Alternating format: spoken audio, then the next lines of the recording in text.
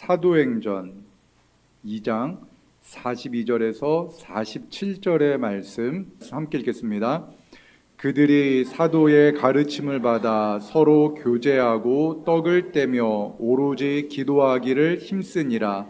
사람마다 두려워하는데 사도들로 말미암아 기사와 표적이 많이 나타나니 믿는 사람이 다 함께 있어 모든 물건을 서로 통용하고 또 재산과 소유를 팔아 각 사람의 필요를 따라 나누어 주며 날마다 마음을 같이하여 성전에 모이기를 힘쓰고 집에서 떡을 떼며 기쁨과 순전한 마음으로 음식을 먹고 하나님을 찬미하며 또 온 백성에게 칭송을 받으니 주께서 구원받는 사람을 날마다 더하게 하시니라. 아멘.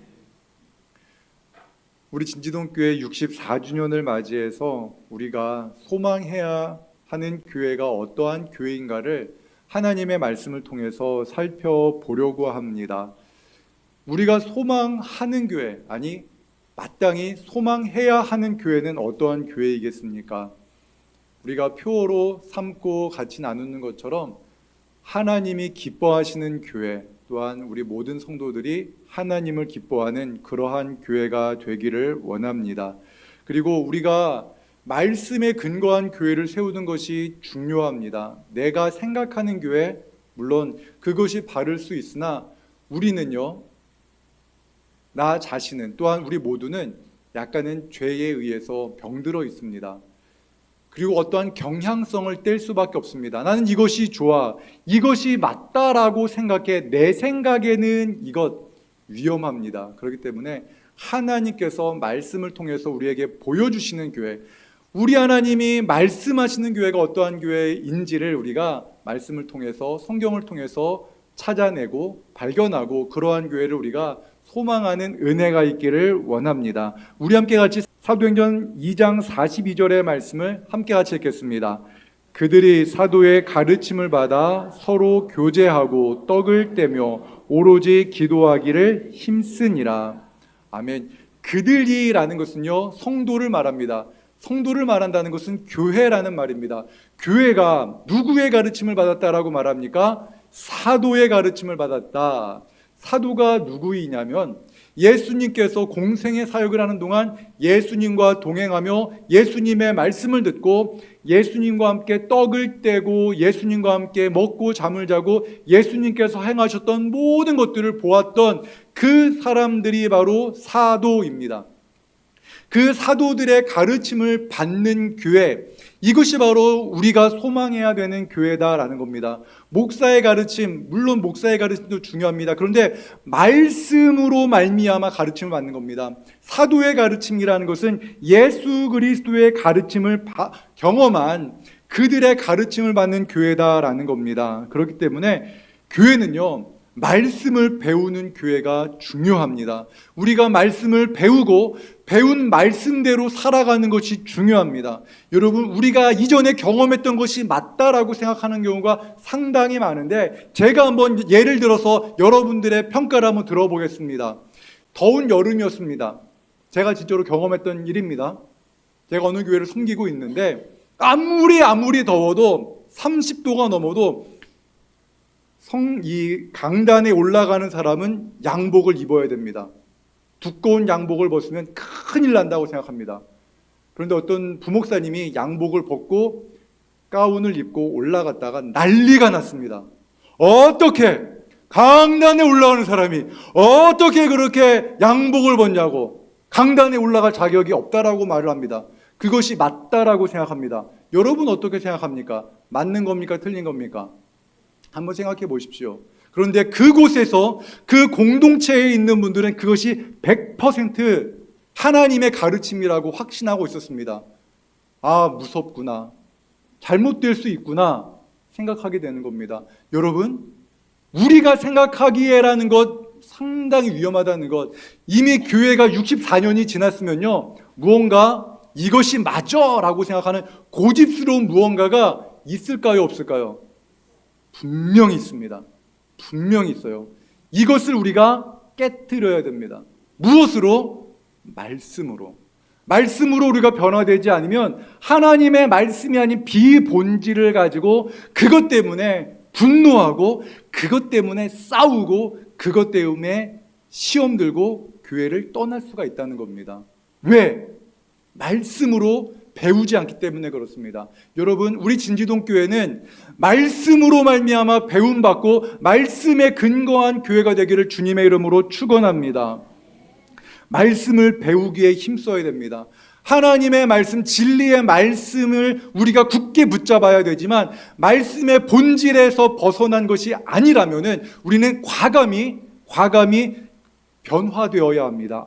다음 세대들을 세우기 위해서 또한 이 교회 문화가 너무나 어색하고 불편한 그러한 믿지 않는 사람들을 우리가 품기 위해서 우리는 이 시대를 공부해야 됩니다. 이 문화를 공부해야 됩니다. 그리고 이 지역에 있는 우리 용미 사리에 있고 분수리에 있고 고양동에 거주하시는 그런 이 인근 지역에 계신 분들의 그 삶의 문화를 우리는 공부해야 됩니다. 하나님의 말씀을 배워야 하고 예수 믿지 않고 세상이 전부다, 돈이 전부다, 세상에서 누리는 것들이 전부다라고 생각하는 그 사람들의 문화를 우리가 배우지 않으면 그들을 주님 전에 이끌어드릴 수가 없습니다. 그들을 변화시키고 그들을 품을 수가 없습니다. 사도 바울은 그의 영적 아들 디모데에게 말했습니다. 읽는 것과 권하는 것과 가르치는 것에 전념하라 라고 말했습니다. 누군가는 가르쳐야 됩니다.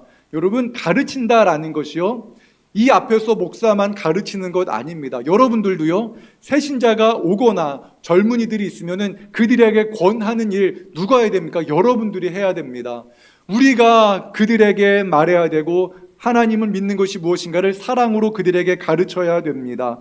우리가 누군가를 가르치기 위해서 끊임없이 배워야 됩니다. 그래서 목사인 제가 읽기를 그만둬서는 안 됩니다. 읽기를 그치면 안 됩니다. 끊임없이 말씀을 읽고 끊임없이 세상의 문화를 제가 공부를 해야 하고 성경을 가르치는 신학서적을 제가 끊임없이 읽어야 됩니다. 참 그것이 사실은 고달픈 일이긴 하지만 제가 배우기를 멈추는 순간 교회는 성장하지 않을 것입니다. 성도님들이 말씀을 읽는 것을 멈추는 순간 모든 것들이 내 경험, 내 생각에 머물 수밖에 없습니다. 그래서 우리는 하나님의 말씀을 끊임없이 읽고 배우는 것 매우 중요하다는 것을 기억하시기 바랍니다. 다시 함께 사도행전 2장 42절 말씀 같이 읽겠습니다. 시작.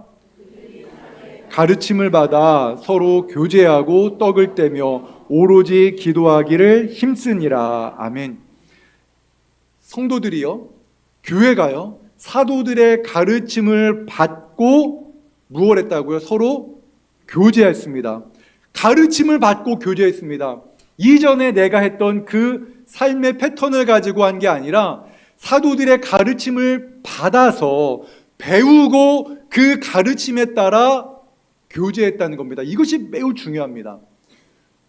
살아있는 교회냐 죽어있는 교회냐 이것이 문제로다. 누가 말했을까요? 제가 말했습니다.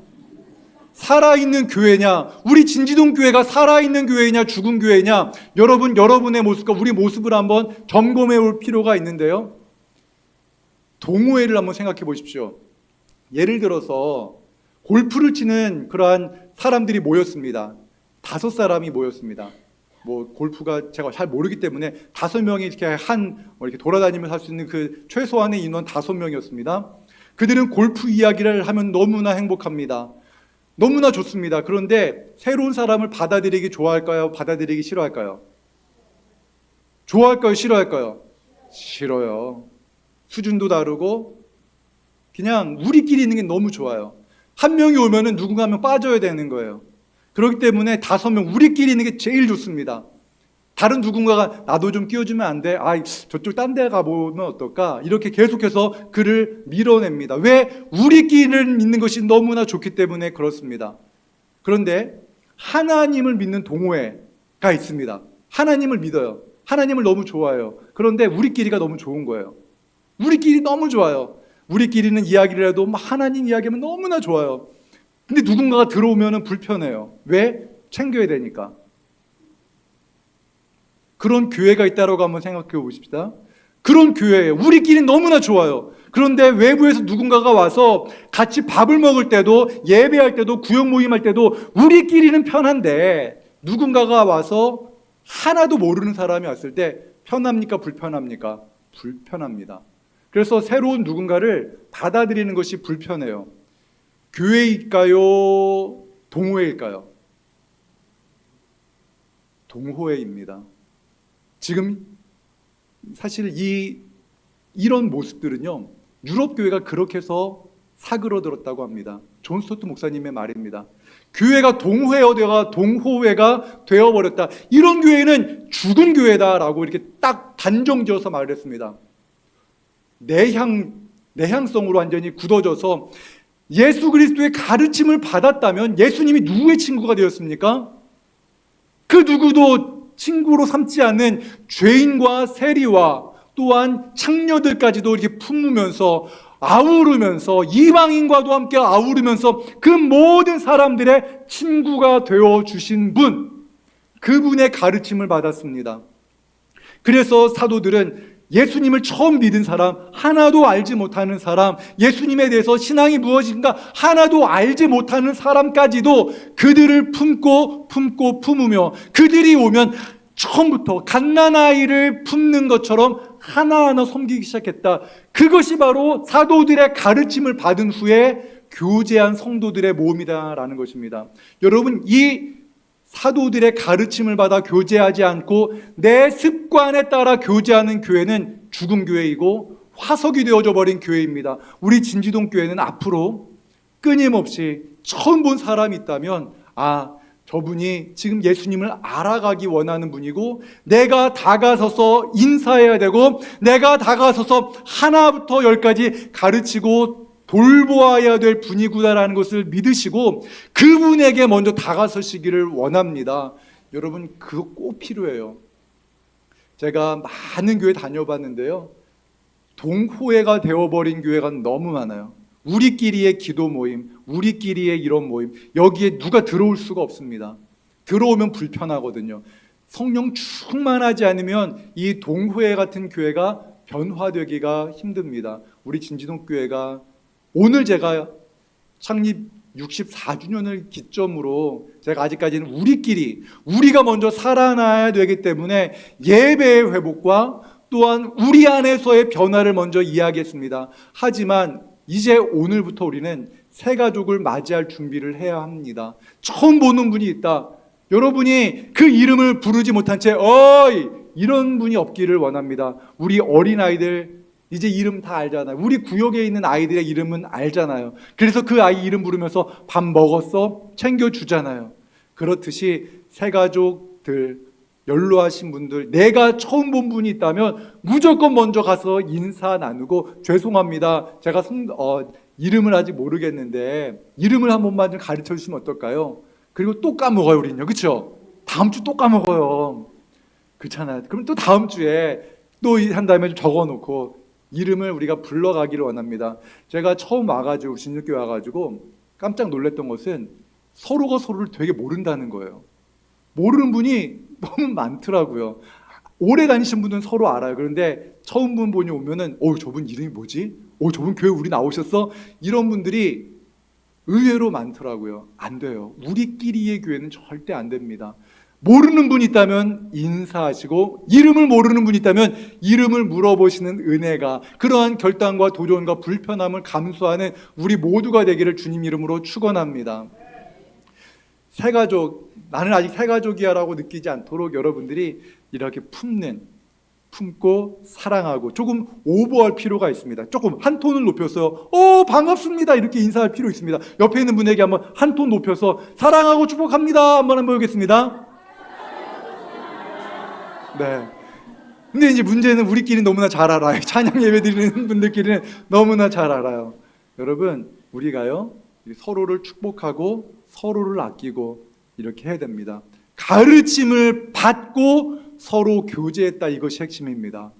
내 편한 대로 내 생각대로 교제한 것이 아니라 가르침을 받아서 예수님께서 행하셨던 그 모습을 보면서 예수님처럼 섬기고 교제했다는 것이 매우 중요합니다. 다시 한번 사도행전 2장 42절의 말씀 같이 보겠습니다. 같이 읽겠습니다. 그들이 사도의 가르침을 받아 서로 교제하고 떡을 떼며 오로지 기도하기를 힘쓰니라. 아멘.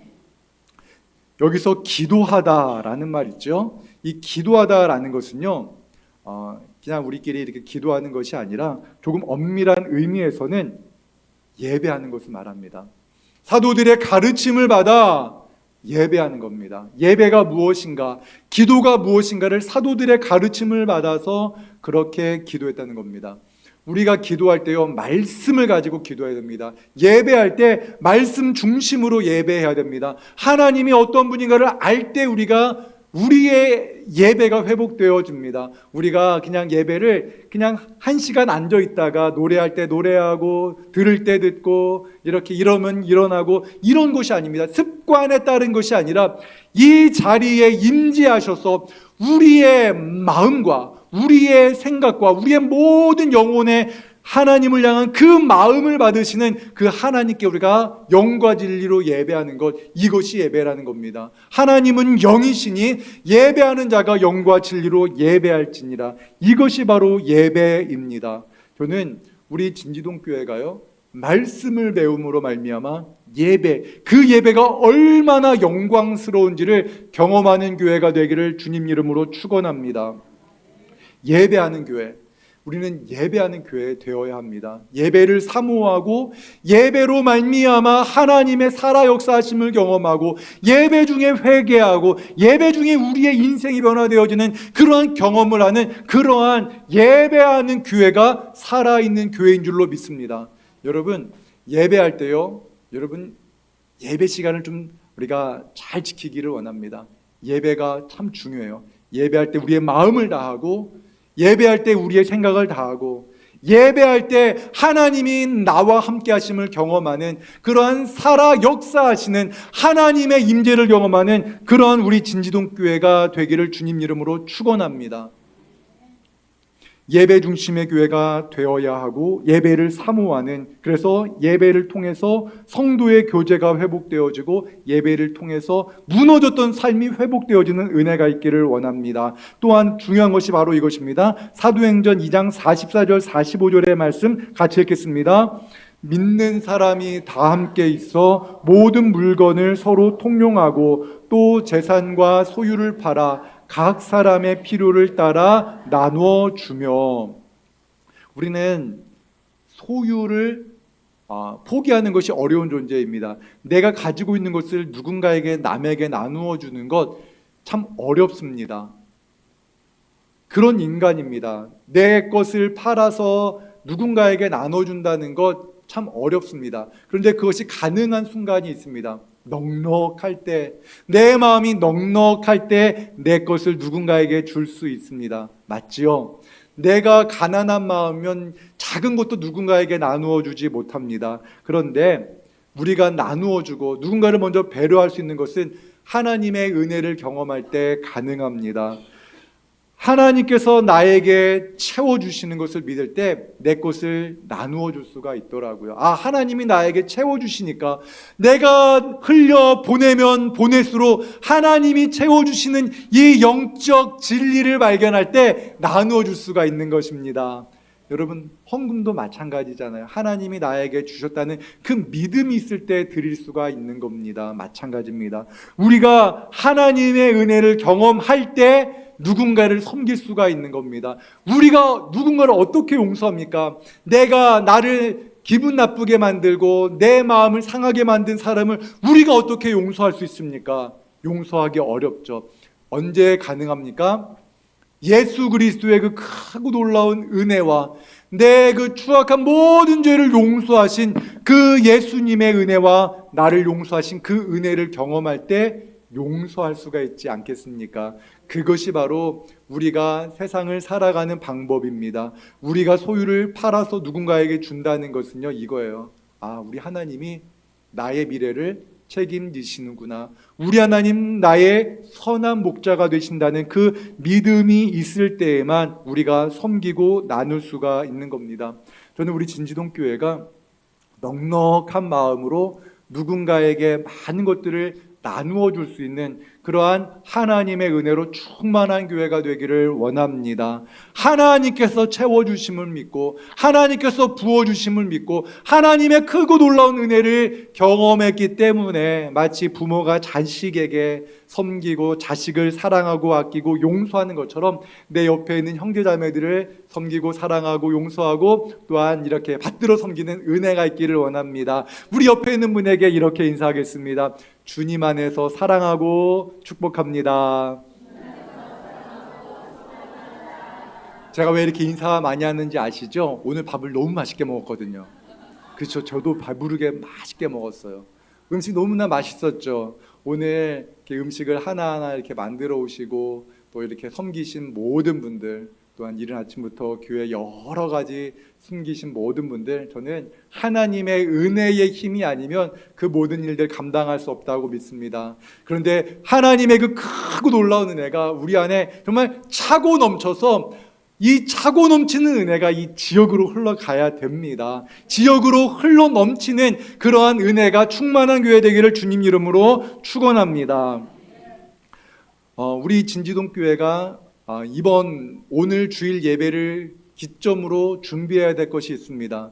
내년 2025년에도 제가 여러 가지 정책적인 부분에서 다룰 부분이기도 하지만 새가족을 섬기는 그러한 사역부서를 만들도록 하겠습니다. 지금 우리 이영자 목사님과 우리 김경순 비권사님께서 열심히 새가족부를 지금 잘 섬기고 계십니다. 일당백으로 열심히 섬기고 계신데요. 내년부터는 바나바를 만들 겁니다. 바나바라는 것이 무엇이냐면요, 새가족이 오면 바나바가 사도 바울을 이렇게 섬기고 힘들고 어려울 때마다 챙기고 이렇게 섬겼던 것처럼 한 영혼, 새로운 영혼이 오면요, 바나바가 되어서 그 사람을 챙기는 거예요.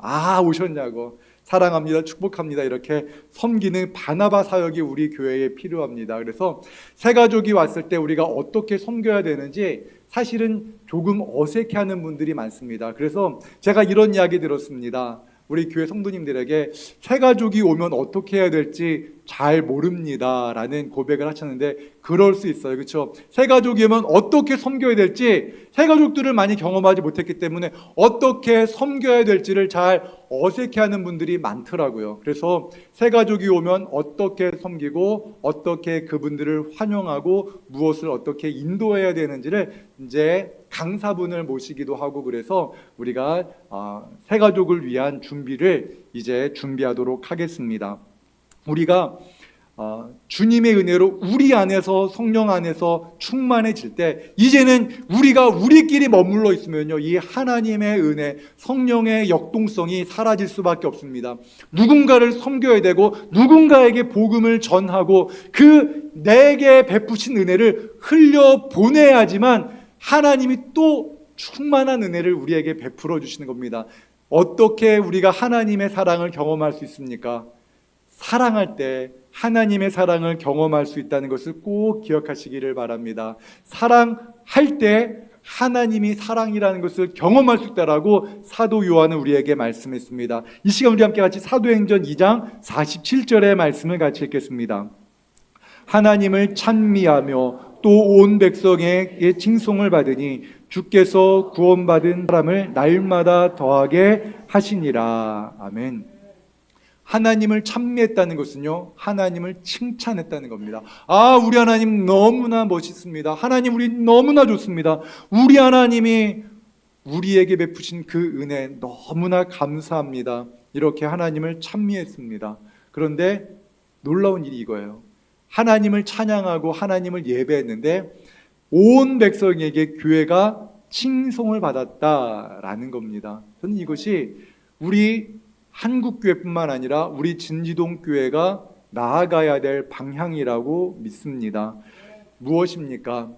우리가 예수 그리스도를 믿는다라면은 우리의 예배가 변화되어져야 되고 우리의 가정 안에서의 삶이 변화되어져야 하고 또한 우리의 사회생활이 변화되어져야 합니다.